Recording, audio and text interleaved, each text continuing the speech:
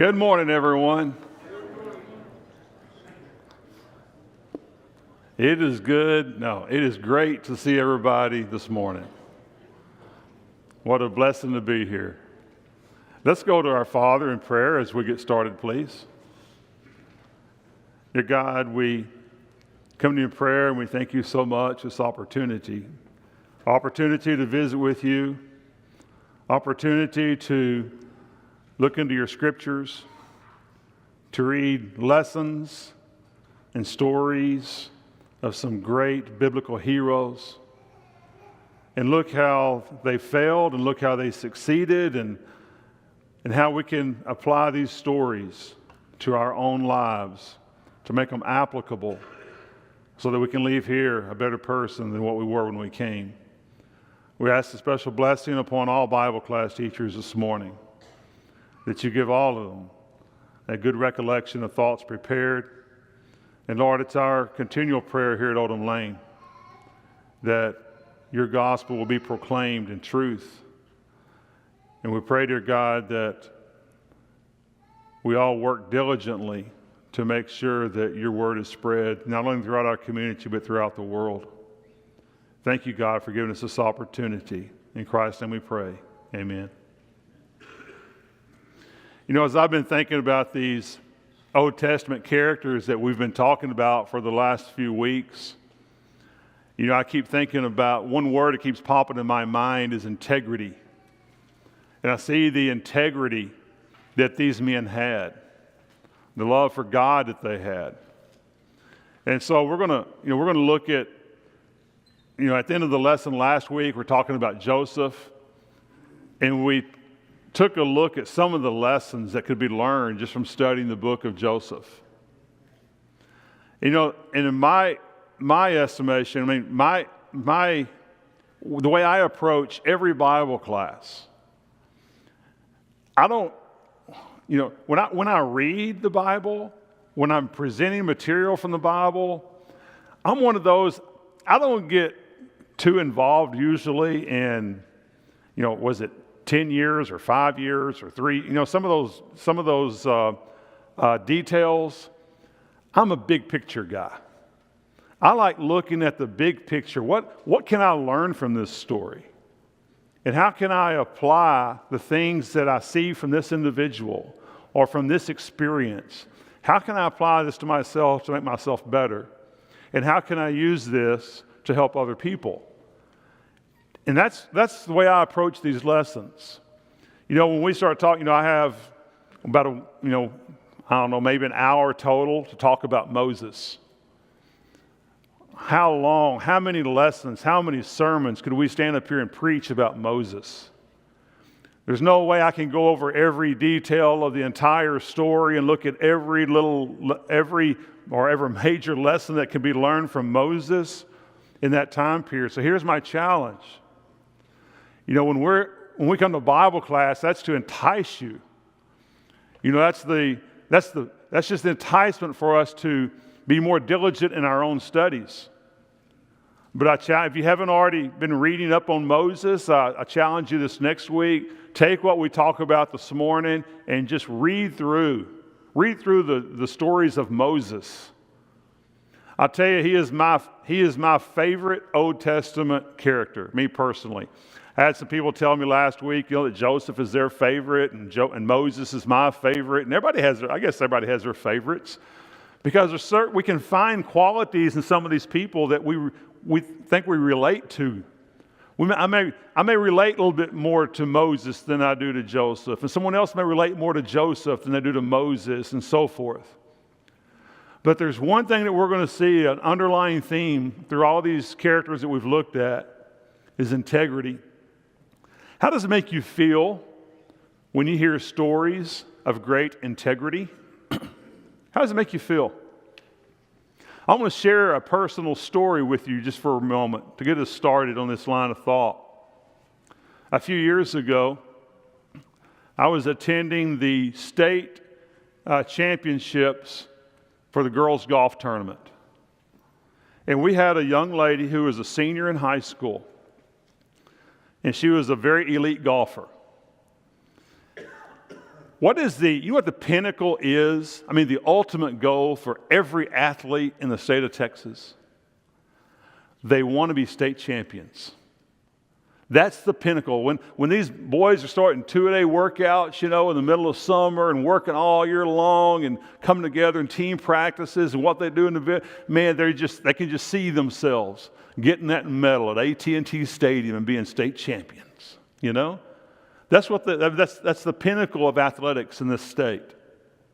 Here's a young lady who is an elite golfer, and at the state tournament, they play 2 days. They play 2 rounds. They play one round one day, they follow up with the second and final round the following day. She's on the second day. She's on her 17th hole.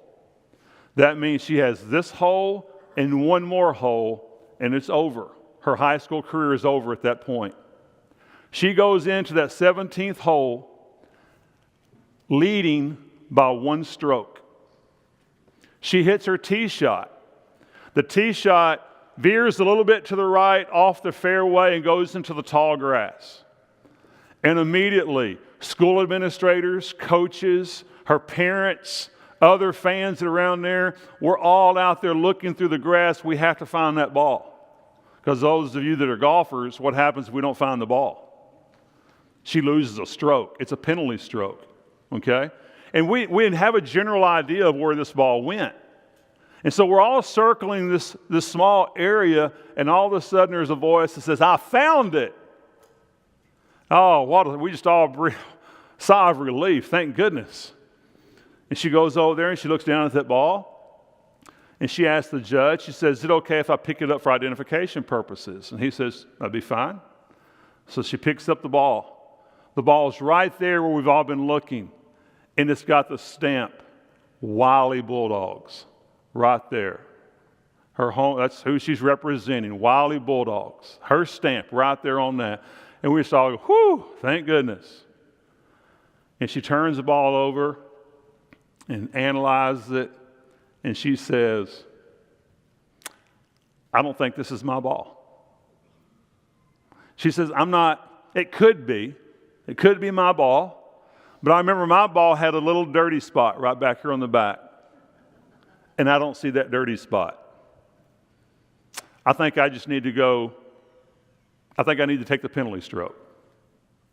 She took the penalty stroke with only one more hole left to play. As it turned out, she was state champion by 1 stroke. Okay? Folks, just telling you that story, I have chills going up and down my arms every time I think about that. Because in my lifetime of participating in athletics, coaching athletics, administrators at athletic contests, I've never seen a higher level of integrity than what that girl showed at that tournament. And so when we see those stories, it means something to us. Every morning when Debbie and I wake up and we're getting ready to start the day, we listen to the Bobby Bones radio show. And Bobby Bones, he has a segment on his radio show every morning. It's called "Tell Me Something Good." And those are the type, and I just really appreciate that. And there's a story this week about a lady who is a fireman.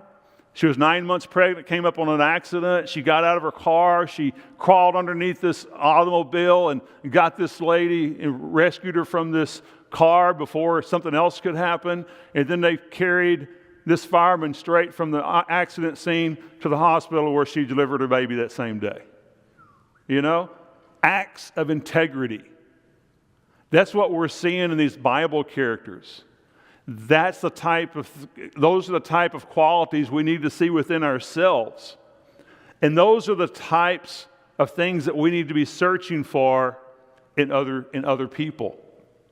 This morning, as I was sitting in my recliner and I was looking over my notes, and there was a radio show with us on Sunday mornings. It's called Rise Up.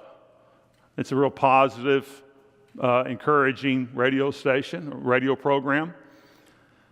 And there was a man that told a story, and it really resonated with me. It made me analyze myself. It was just real quickly, this guy calls in, he says, 20-something years ago, my wife and I had just gotten married. We're traveling down the highway, and we had this horrible argument. She rolled down the window and threw her wedding ring right out the window. Some of you may have heard that this morning. He said she started bawling and just wailing and just very upset. So he stopped, they go back, and they start looking for that ring. And he said they look and they just cannot find that ring. And he said, at that time I was an agnostic. He said, but for the first time in my life, I sat down up next to that guardrail and I prayed, Lord, please help us find this ring. It means so much to us. And it's going to help comfort my wife so much. He said, and out of the corner of his eye, he saw a little sparkle. And it was the ring. And he found the ring. Now, here's why I'm telling you this story. As a self-reflection, I told Debbie, I said, Debbie, I just thought about something. Because, last week we were talking about giving God the glory. We talked about that with Joseph. And I was sitting there thinking, I said, all my life when I've heard stories like that, all I've done is analyze the story in this way. Well, does God really work that way? I mean, did God really make him see that ring? Or is that just a coincidence? Or because, we don't know every exact way that God works in our lives. But you know what I took from that story? Something positive happened to that man, and he gave God the glory. Right? Can that ever be a bad thing? And so I told myself, I said, I can't think that way anymore. I don't need to be analyzing these situations. Well, was that really God's will? Was that, or did God really make that positive thing happen? If it's positive, give God the glory. Because God is the creator of everything that is good.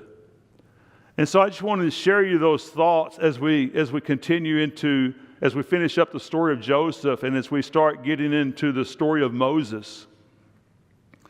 Looking at lessons learned from Joseph. As we look at the lessons as we review these things, these points of just some of the things that we learned from Joseph, I promise you as we get into Moses, we're going to continue seeing these same type of character traits in Moses.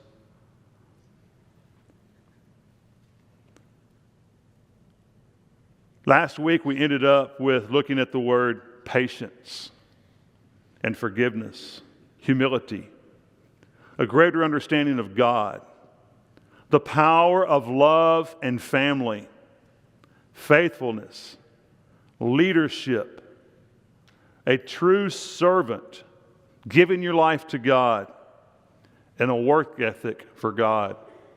These were traits that we looked at last week about Joseph. Folks, we're going to see these same things in the life of Moses. These are the same type qualities that we need to have in our own lives. And these are the type of qualities that we need to look for in the lives of others.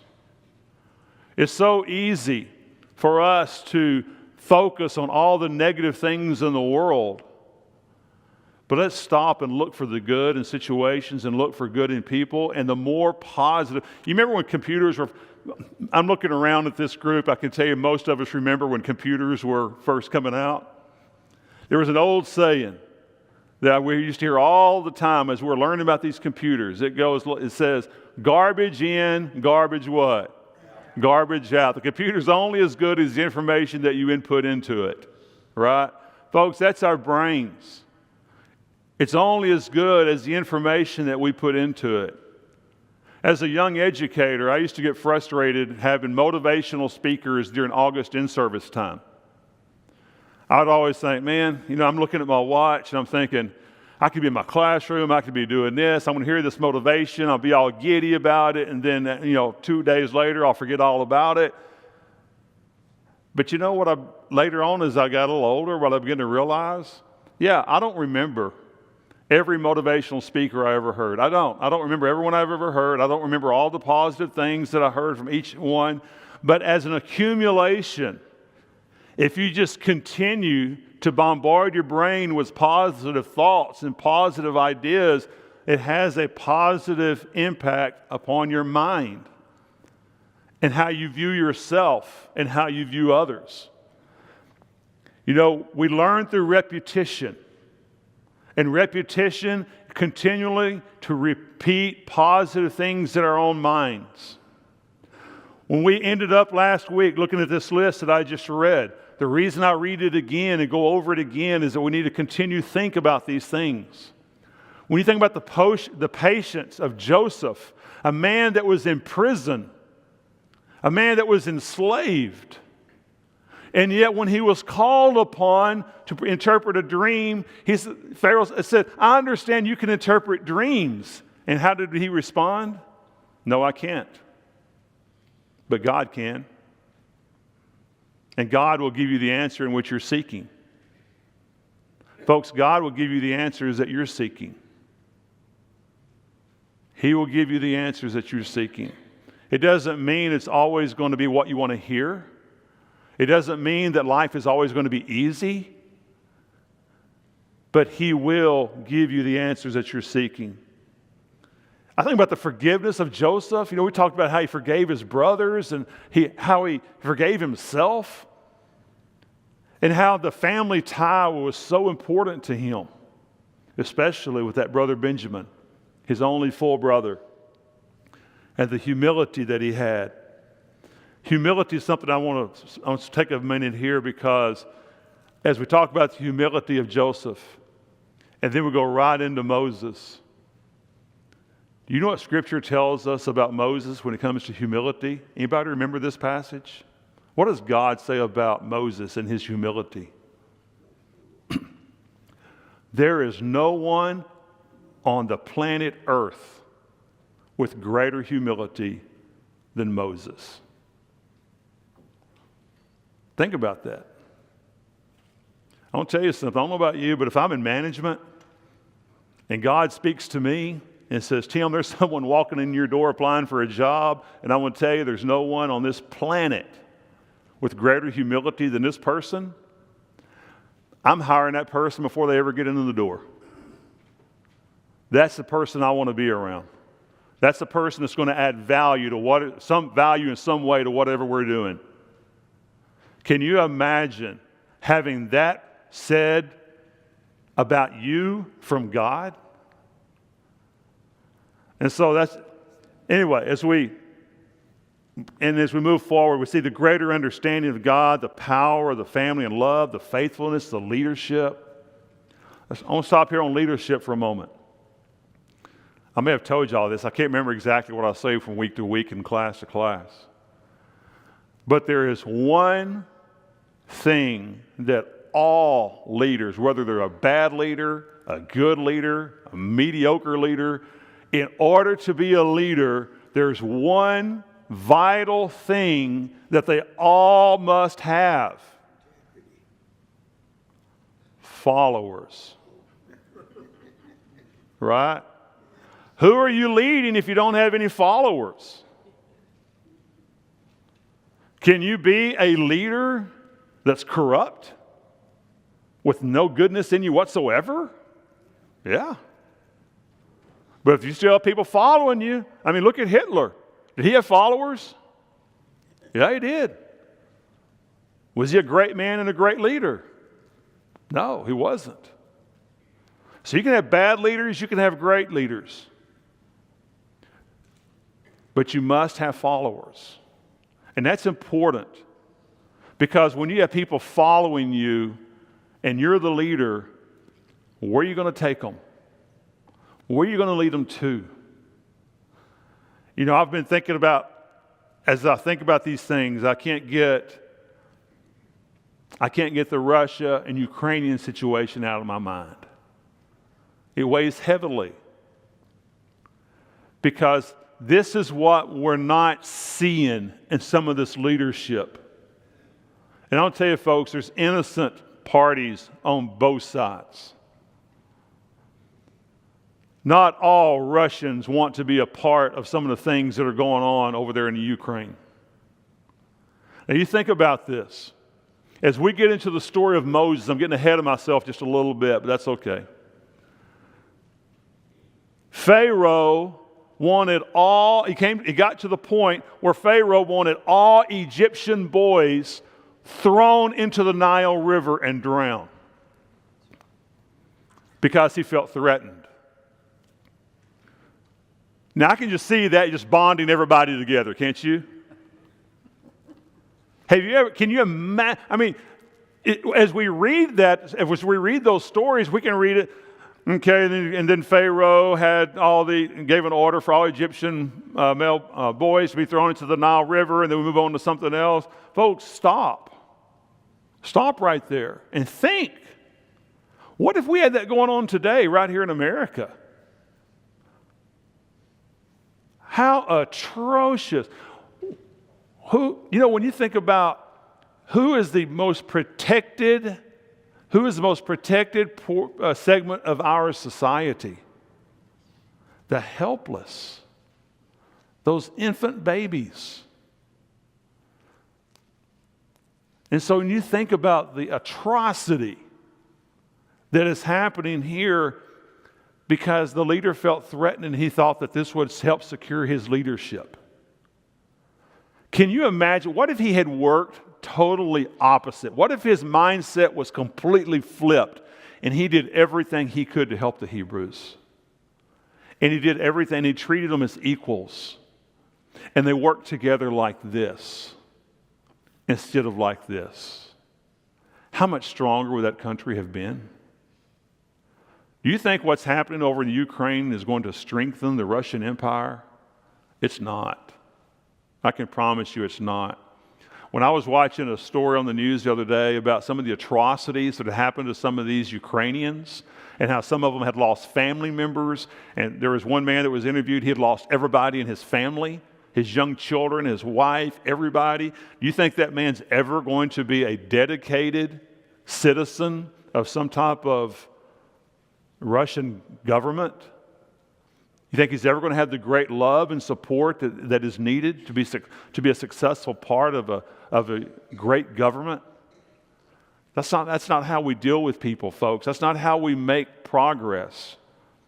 God gives us the outline. As these people that we're looking here, as we're studying these people, He's showing us what a great leader is.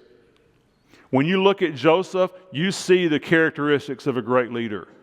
When you look at Moses, you're going to see the characteristics of a great leader.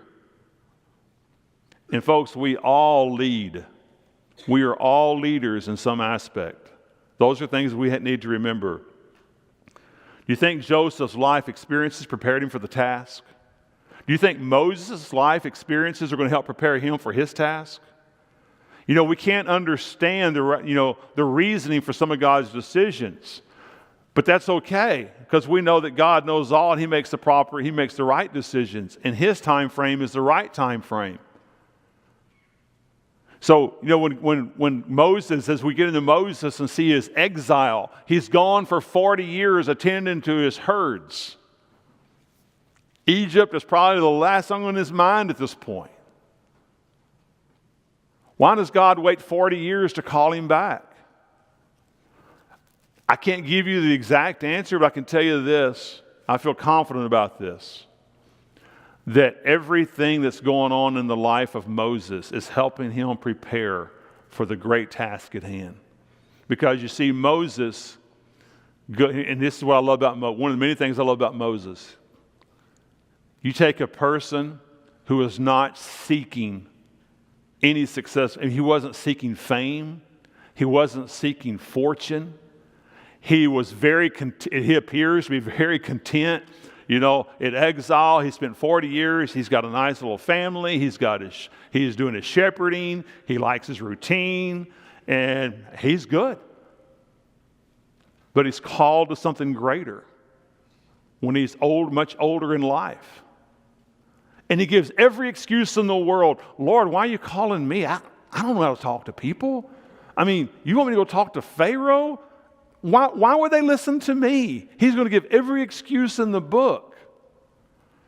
Because he just felt like that wasn't his strong suit. That's not my wheelhouse. I'm not comfortable doing those things. But you see, God sees something in Moses that he didn't see in himself.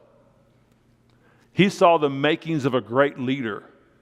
And he saw somebody who had been through all these life experiences that had helped prepare him to be the person that he is now. And do you think all those experiences were positive? No, absolutely not. You think it's a positive thing that all his Egyptian brothers, the brotherhood, boys been thrown in the Nile River and drowned, that he's been separated from his mother and been raised by strangers? You think those are things that maybe in the best interest of Moses? God used these opportunities. He used them. But God doesn't need evil things to happen for his plan to be put into work. And so we see Moses, he learns from all the mistakes he's made. He learns from atrocities that he's experienced. He learns from all the positive things in his life and becomes, in my estimation, other than Jesus Christ, the absolute greatest leader that this world has ever known. And so God can take somebody like Moses and turn him into the type of leader that he became. What can he do with Tim Smith? What can he do with you?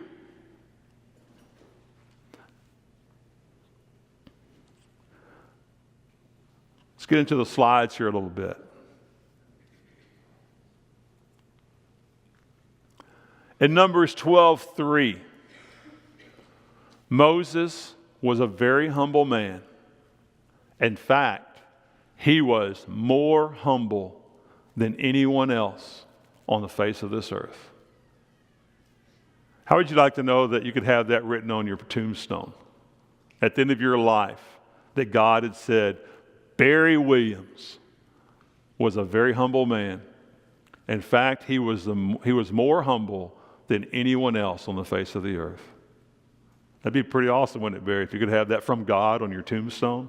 That's all. Do what? I'm very good at that. Is that your strongest character trait? If you're wondering, Barry's strongest character trait is his humility. Good looks are only exceeded by his modesty. Okay. His good looks only exceeded by his modesty. All right. But you know, that's what's written on Moses' tombstone here. The tombstone, you know, that's what we want people, a short statement of how we want to be remembered. When people come by and see our tombstone, that's how he's remembered. That's his tombstone. How awesome is that? Now, it's important to know that there's a significant period of time that has elapsed from the story of Joseph into the story of Moses. And like I was saying earlier, I will admit the fact, I don't spend a whole lot of time looking up, was it 375 years, 425 years, I don't know, approximately 400 years, give or take some years. I don't get caught up in that. Like I said, I'm a big picture guy. And if those fine details are important to you, that's fine. That's great. Some people are real historians that they want all of the timeline. That's fine. Nothing wrong with that. That's just not the way I study, so to speak. But it's estimated that around 400 years or a little less had passed between the end of Genesis and the first of Exodus. So as we see Joseph exiting, the death of Joseph. So we're seeing about 400 years now as we get into Moses. And that is significant because Joseph was one of how many brothers? 12 brothers. These 12 brothers, their father was who? Who was their father? Jacob, who was also renamed as Israel. So when you start talking about Israel, you're talking about Jacob. And you're talking to all of his descendants. And we get into the covenant that was made with Abraham. And the covenant that was made with Abraham that we talked about back at the first Sunday in October, Abraham was promised that what? Through he and his seed should all the nations of the earth be blessed. That's right, through he and his seed. He's going to have long generations. It's going to be a nation that comes from him. And so we see this promise being passed down and being kept until it finally gets to Jacob. Jacob's name's changed to Israel. Israel has 12 sons, and they become the 12 tribes of Israel. 12 tribes of Israel. And so now, over a period of 400 years, and you think about it, if you have 12 sons, you know, and these gentlemen tend to have a lot of kids. Well, if they each had 8 or 10 kids, and then each of those kids go off and have 8 or 10 kids, and they have 8 or 10 kids, and you can see over a period of 400 years, you got a lot of folks, right? What was the relationship between Pharaoh and Joseph? He made him governor of all of his land, and if you remember the quote from Pharaoh, he said, "Only I will be greater than you, and the only reason I'm going to be greater than you is because of what? I sit on the throne." If it wasn't for that little detail, you'd be the greatest. You'd be the greatest in all the land. That's a pretty close relationship. That's a pretty trusting relationship. Because, see, that Pharaoh had enough insight, enough intelligence to see how that God was pleased with Joseph and God was working through Joseph. Remember I put up there kudos to Pharaoh?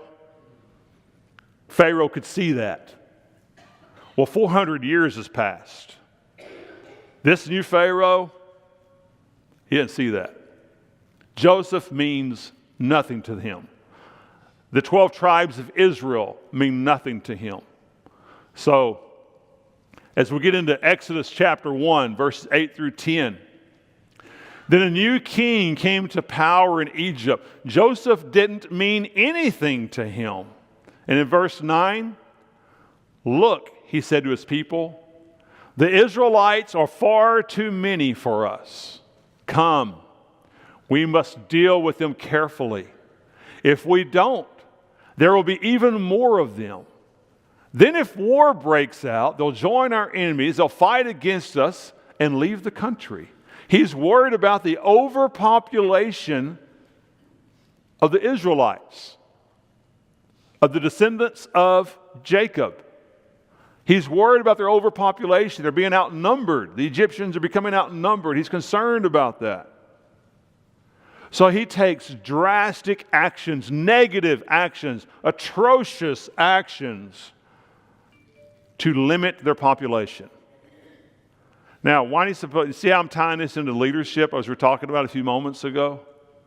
What type of leader is this Pharaoh? And do we see anything close to this in our world today?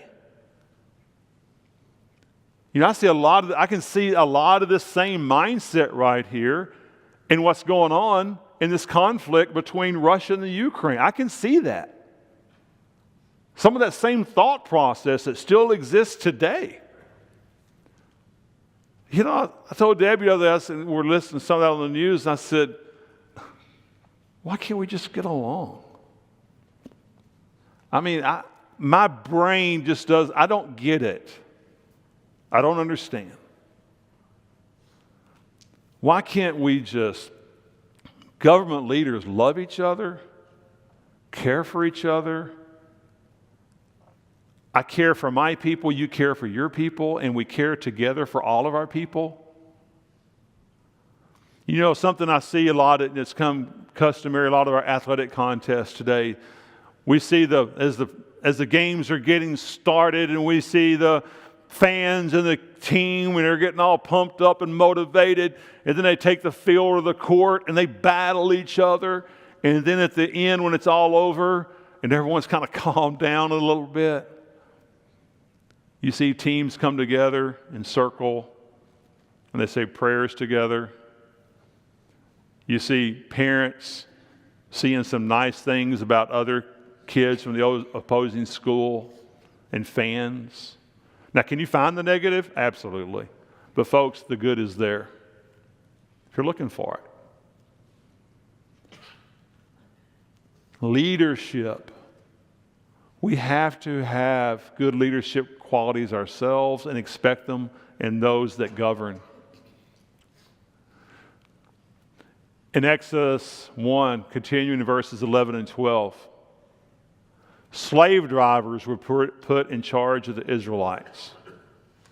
Israelites were treated very harshly.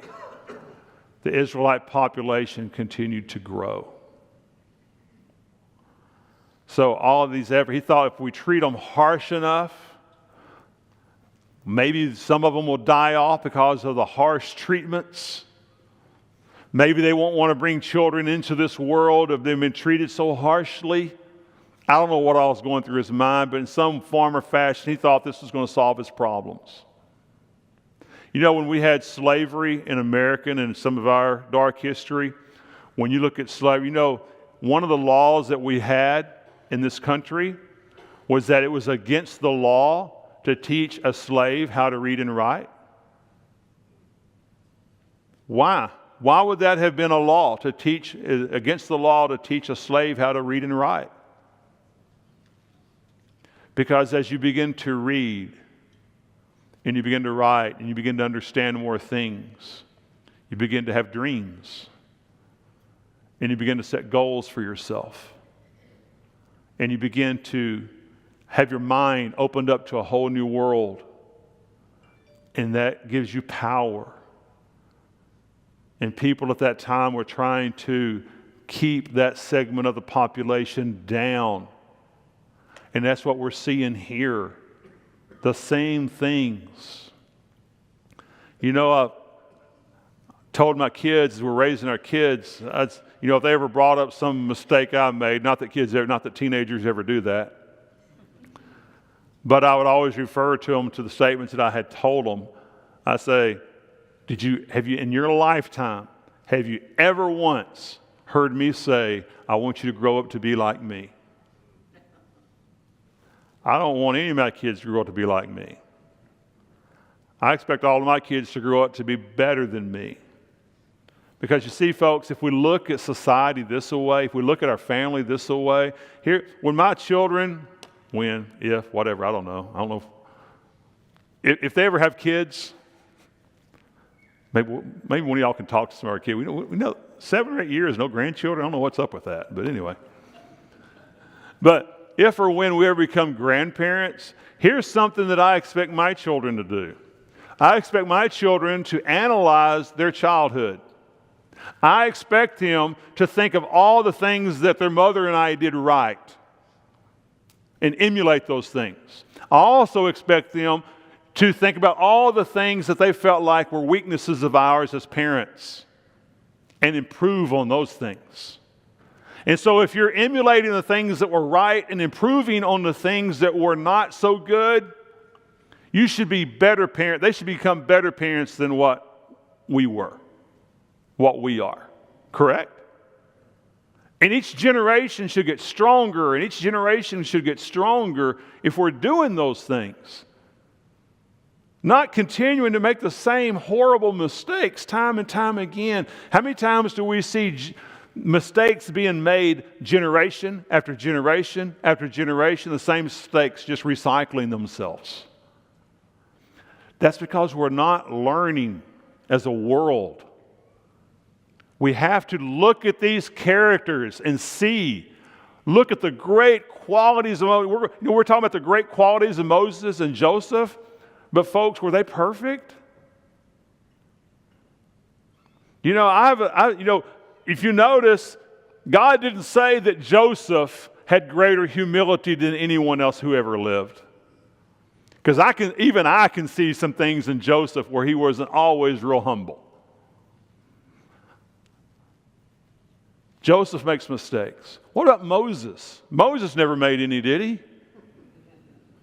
You know what breaks my heart Every time I read the story of Moses, it breaks my heart to know that he never got to enter the promised land. I just hate that for him. I'm such a, and every time I read it, I think, well, maybe it'll come out different this time. Maybe God will change his mind when I read it this time. Obviously, that doesn't happen. Let's look at the next slide. Exodus 1:15-17. The king of Egypt instructs two Hebrew midwives. He's still concerned about the population growth. He calls in these two midwives, Hebrew midwives. And they are attending to all of the Hebrew women, the Israelites, children of Jacob, descendants of Jacob, attending to all of these women who are giving birth. And they're given, can you imagine, as big as that population is, I'm sure there were more than two, but these were two people that were probably very busy. Two of them were, I would say, more of the more popular midwives. He calls them in, the king does, and he gives them instructions. He says, I want you to kill all of the male babies. Let the females live, but kill all of the males.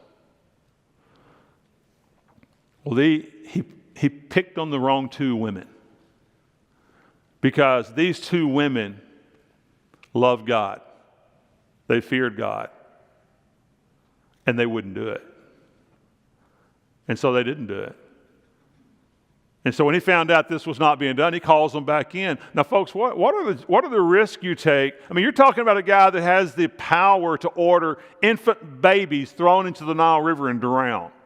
And you refuse his orders. What risk are you taking? You're putting your life on the line. Jack? Tim, all these stories of high moral character, I just thought we never bring up the story about those two midwives. They put their lives on the line. Absolutely. The most powerful man in the whole world. I mean, that is standing up for your high morals. That is exactly right. And so these midwives refused. When he realized that they had betrayed him, he called them in and they gave him some story, something along the lines of, well, I tell you, these Hebrew women, they're just tougher, okay? They're tougher than these Egyptian women. And by the time we get there, they've already had the babies and there's not much we can do at that point. And so he goes in. We don't have much time. We'll get into one more slide. So then this is when Pharaoh takes more drastic action. And in the 22nd verse, Pharaoh orders all Hebrew baby boys to be thrown in the Nile River.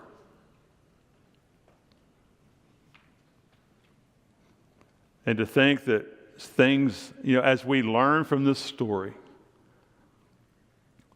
it's just heartbreaking to know that there are people in this world that will still don't know any better. Okay? Now, we can get tied up and look, and I have to be careful about this as well. We can't change the world overnight. And we can't change the entire world by ourselves. But here's what you can change. You can change your part of the world. And when you look at the whole world, your part may look very, very small. But folks, I want to tell you, the real differences in this world, that's how they come about. Accumulation of all the small positive things that are done. If you want to make a positive impact in your world, you don't have to go and save the world. You don't have to have the cape and fly around like Superman. You can be that positive influence on your family, those around you, those in your community. You can be these characteristics that we were looking at here. You can be patient. You can be forgiving. You can be humble. You can have a greater understanding of God. You can have the power of love, for you and your family. You can have faithfulness. You can have positive leadership abilities. You can become a true servant. And you can have a real work ethic for God. Those are the things that change the world. Those are the types of things that make the difference.